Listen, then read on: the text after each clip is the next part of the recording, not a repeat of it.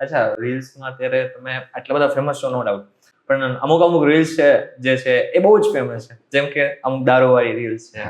એનો કોન્સેપ્ટ ક્યાંથી આવ્યો હતો? એનો કન્સેપ્ટ એવો હતો કે તમે પણ અત્યારે મારી સાથે વાત કરવામાં દારૂ શબ્દને એકદમ નીચો પાડી દીધો.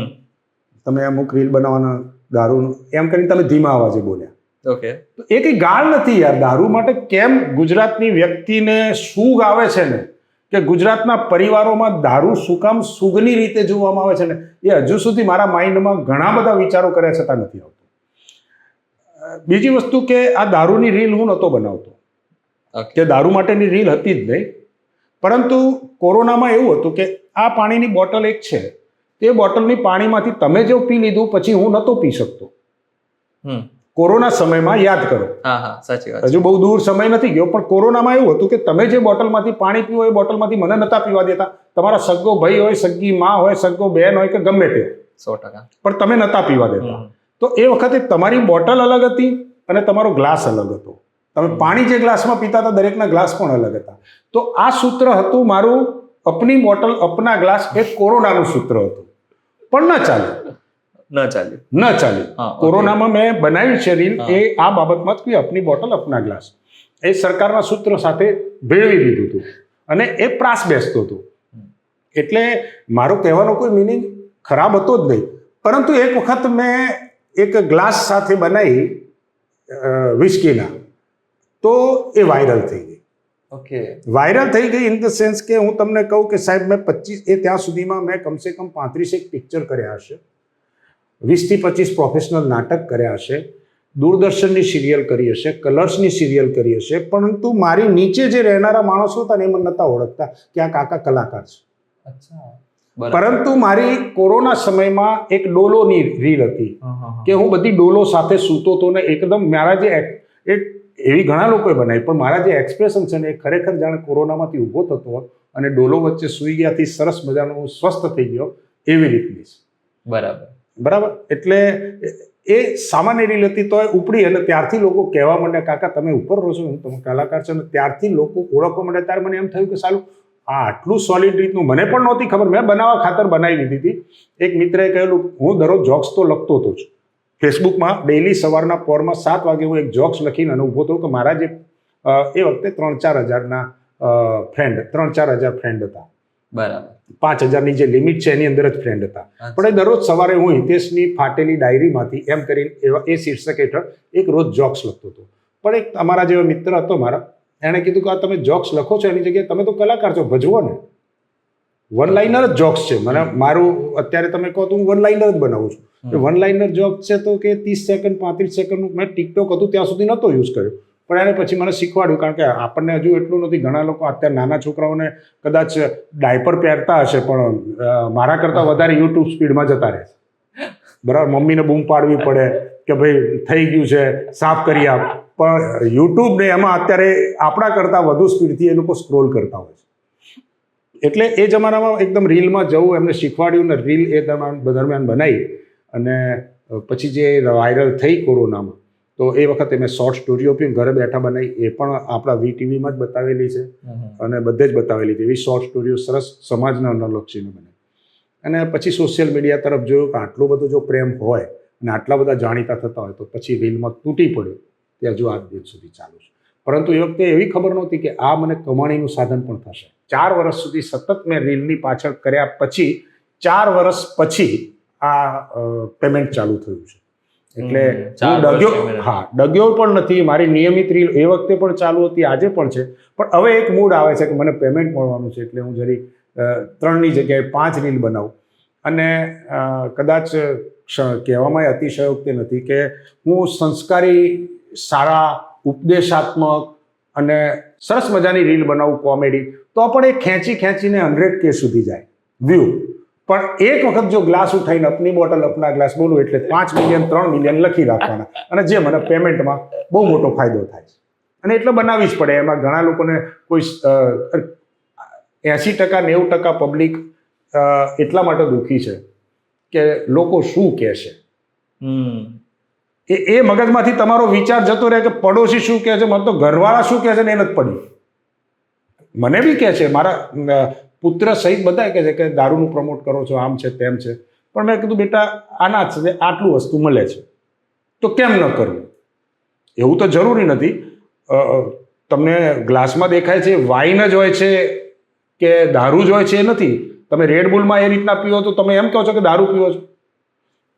તમારા રીલમાં તમે એની સાથે શું કરો છો. હા, હું અહીંથી ગુજરાતની બહાર જઉં તો 100% એક ગ્લાસ કરું છું. તો તમે દારૂબંધીના સપોર્ટમાં છો કે વિરોધમાં છો? હું સપોર્ટ કે વિરોધમાં નહીં, હું દેખાવો કરવાવાળી દારૂબંધીના વિરોધમાં છું. દેખાવ કરવાવાળી, બરાબર છે. અત્યારે તમે મને આંખે પાટા બાંધી દો ગુજરાતમાં ગમે તે જગ્યાએ ગામડામાં છોડી દો, હું તમને 20 મિનિટમાં દારૂ ના આપું તો હું દારૂ છોડી દઈશ. દારૂની રીલ બનાવવાનું છોડી દઈશ. 20 જ મિનિટમાં તમે દુનિયાના કોઈ પણ, તમે ગુજરાતના કોઈ પણ ખૂણામાં, એક કચ્છમાં છોડી દો કે ઉત્તર ભારતમાં છોડી દો કે દક્ષિણ ભારત ગુજરાતમાં છોડી દો કે ગમે તે ગુજરાતમાં ગમે તે ખૂણે છોડો, 20 મિનિટમાં એ જગ્યાએ હું તમને દેશી તો દેશી, એ દારૂ તો છે જ. દારૂ તો છે, નો ડાઉટ. બરાબર, દેશી તો દેશી, પણ હું તમને એ દારૂની વ્યાખ્યામાં આવે એવું પીણું લાઈન વાપું. તો પછી વિરોધ કે બંધ કે આ બધું છે, શરતી આપો. શરતી આપો. ઘરમાં બેસીને પી શકો, બહાર ના જઈ શકો, હોટલમાં બેસીને પી શકો, તમારા ફાર્મ બહાર તો ધમાલ કરો તો સાહેબ ગુજરાત શું કોઈ પણ જગ્યાએ તમને પકડવાના છે. ડ્રિંક એન્ડ ડ્રાઈવ આખા દેશમાં શું વિદેશમાંય પકડવાના છે. પરંતુ એનો અર્થ એ નથી કે તમે આવી રીતની દેખો. અને બહુ સાચું કહું તો દુઃખ સાથે કહેવું પડે છે કે અત્યારે જે જમાનો છે ને, સ્ટ્રેસનો જમાનો છે, કોમ્પિટિશનનો જમાનો છે. યુવાનોમાં કદાચ થોડી ઘણી બેકારી છે, પોતાની મેળે ધંધો શોધે છે, બધું જ શોધે છે.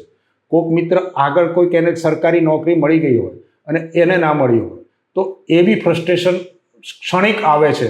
અને આ સમય દરમિયાન એનું કોઈ ને કોઈ નશા પ્રત્યે જાય છે, ચાહે પાનના ગલ્લે દેખવા મળે. તમે જુઓ મંદિરો ખુલે એના કરતાં વધારે પાનના ગલ્લા ખુલે છે. બરાબર. પાનના ગલ્લામાં એક વ્યસન જ છે. તમે જે દારૂનું કહો છો એ ગુજરાત જેટલા પાનના ગલ્લા ક્યાંય નહીં જોવા મળે. તમે 4 રસ્તા ઉપર 2 ને 3 જોડે 2-3 પાનના ગલ્લા છે, તેમ છતાંય નિયમિત ચાલે છે અને વ્યવસ્થિત ચાલે છે. આટલા બધા પડીકીઓ હું તો કહું છું ઓલ ઓવર ઇન્ડિયામાં જે નમકીન આપે છે ને દારૂ સાથેનું, એ બધું ગુજરાતમાં જ બને છે. પણ એની નમકીન બધું જુઓ તમે, મેક્સિમમ તમે જાઓ બધું નમકીન ગુજરાતમાં બનતું હશે. અને ગુજરાત થકી એ લોકોને ફાયદો થાય. અને વિશ્વના બધા જ દેશોથી માંડી આખા વિશ્વનો ગોળ ફરતો પેલું દડો આવે છે ને, એ તમે આખું ગોળ ફેરવજો, ખાલી ગુજરાત અને બિહાર આજમાં દારૂબંધી નથી, બાકી બધે ચાલે.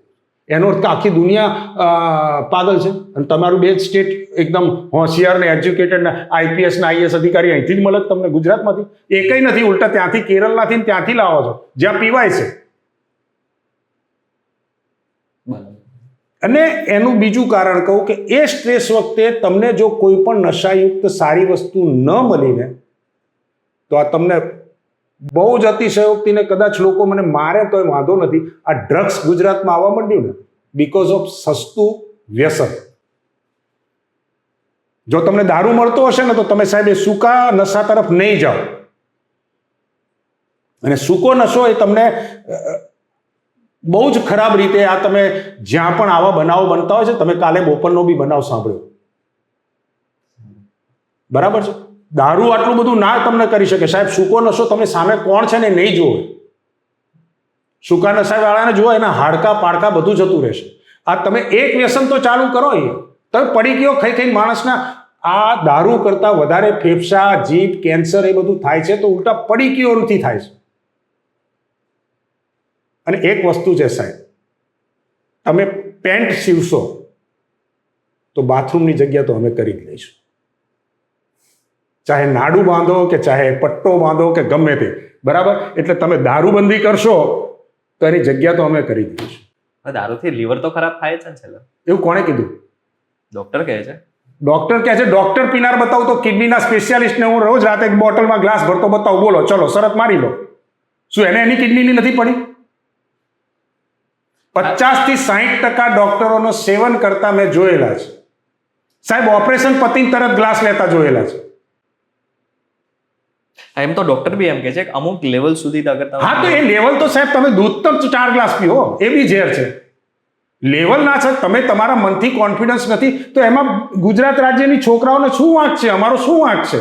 અમારા 50-60 વર્ષના શું વાંક છે કે અમારે એવી જગ્યાએ જવું પડે છે કે એસિડ પીવું પડે, નકલી પીવું પડે?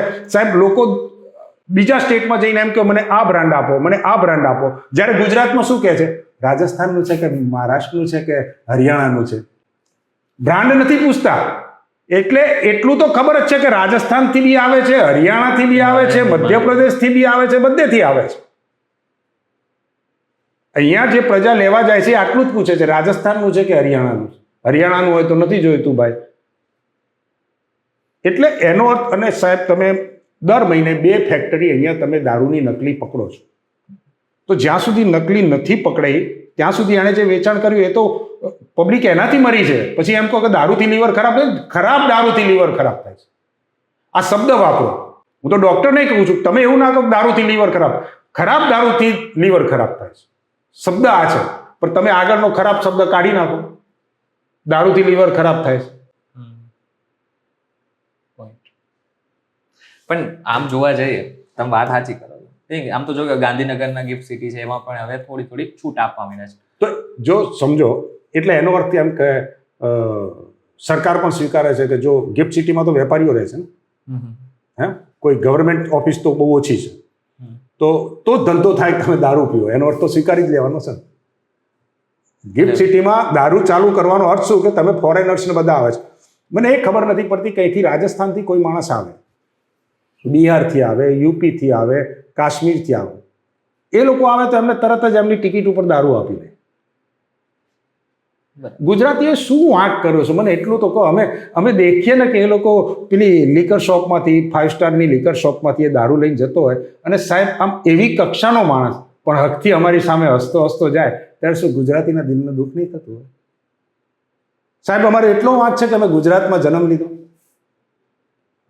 મેમ દારૂ પણ આવી રીતના કોઈ ચર્ચા કરતા મેં પહેલી વખત જોઉં છું. પણ કોઈ નિખાલસતાથી, એક વસ્તુ છે દારૂનો નિખાલસતાથી ચર્ચા કરનાર, મને બેસાડો, હું તમને કહું કોઈ જગ્યાએ બેસાડો કે આ શું તમને વાંધો શું છે, પેલી સરકારે રાખ્યું તો આ સરકારે રાખ્યું, આ સરકારે રાખ્યું, આ એમાં 10% પબ્લિક તો સાહેબ તમે નર્મદા કરવા ગયા તોય તમને વિરોધીઓ આવી ગયા હતા.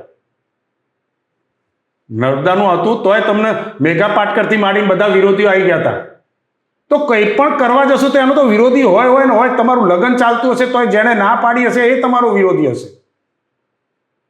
એ કોઈ એક વસ્તુ એવું બતાવો કે જેનો વિરોધ ના થયો. તો તમે અત્યારે દારૂ ચાલુ કરશો, તમે ડરો છો એનાથી કે જે દારૂબંધી વિશેના જે પ્રણેતા છે હવે બધા ગયા, 80% ટોપીવાળા જતા રહ્યા છે. અન્ના હજારે પીવે છે કે નહીં મને નથી ખબર ને, કારણ કે ગમે ત્યારે તૂત લઈને બેસી જાય તે વખતે શું ખબર પડે. બરાબર છે. પણ ગુજરાતમાં દારૂબંધી છે એ વાત તો આપણે તમે સ્વીકારો છો ને? ના, સ્વીકારું છું. હું કહું છું દારૂબંધી છે, કારણ કે મારે અત્યારે હું નીચે આવ્યો છું, ગાડીમાં જ નથી, નહીં તો દારૂબંધી ના હોત તો હું ગાડીમાં એકાદ બોટલ પડી હોત. એટલે દારૂબંધી સ્વીકારવી એ સ્વીકારવી જ છે. ગજબના માણસ છો યાર. દારૂબંધી સ્વીકારું છું, હું સ્વીકારું છું. રોજ સાંજે લાવું છું બી ખરો ને રોજ સાંજે સ્વીકારું છું. બરાબર. દેખું છું મારી સામે કે કઈ જગ્યાએ પીવાય છે, શું જગ્યાએ. ઇવન દો પોલીસની ગાડી જતી હશે ત્યાંય નીચે પ્લાસ્ટિકની થેલીઓ નથી દેખાતી તમને? મેં નથી જોયું, તમે જોયું તો? કોઈ પણ બાથરૂમમાં જાઓ સાહેબ, પબ્લિક ટોયલેટમાં તમને બાથરૂમમાં એ દેશીની થેલીઓ ના મળે તો મને કહો. કોઈ પણ જગ્યાએ. હમણાં તો એક મારો વિડીયો હતો સાહેબ, એ જનરલ ટોયલેટનો હતો ચમનપુરામાં. એવું લખેલું કે મુતરડીમાં દારૂ પીનારનો 100 રૂપિયા દંડ. એટલે એનો અર્થ શું થયો કે મુતરડીમાં દારૂ તો પીવા, 100 રૂપિયા તો મુતરડીને જઈને દારૂ પીવો. મેં તો એવું કીધું કે આ મુતરડીનું બરોબર સાફ કરીને સરસ મજાની કેબિન વાળી મુતરડી બનાવી દો, જો આટલી છૂટ હોય તો. સોશિયલ મીડિયા એટલું એક્ટિવ છે કે સાહેબ બીજે દિવસે સવારના પોરમાં ત્યાં સફેદ કલરનો પૂંછડો વાગી ગયો.